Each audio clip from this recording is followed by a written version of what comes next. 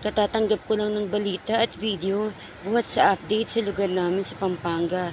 Grabe po ang lakas ng bagyong humagupit sa amin doon. Binagsak niya ang malaking puno ng alatris at bayabas.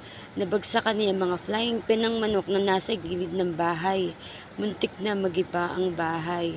Kung mismo sa bahay bumagsak, sira na ng tuluyan. Dahil ang kisame namin ay bumigay na din daw kagabi. Ang pinaka nakakatakot ay tulog ang asawa kong pagod na pagod galing pa ng work. Ayokong isipin, nakakatakot talaga. Kabilaan pa naman ng punong malaki sa harap at likod ng bahay na halos 8 steps away sa mismong bahay.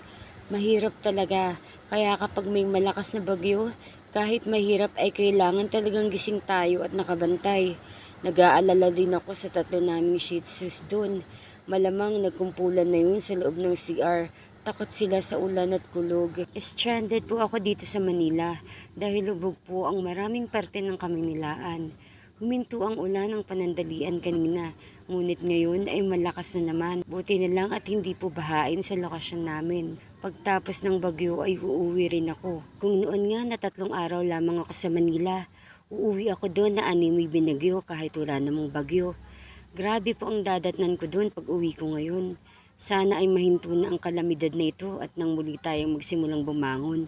Hinikayat ko na rin ang aking asawa na doon na muna siya matulog sa kabilang bahay. Dahil nga nakakapag-alala ang sitwasyon niya doon, lalo na at mag-isa lamang siya.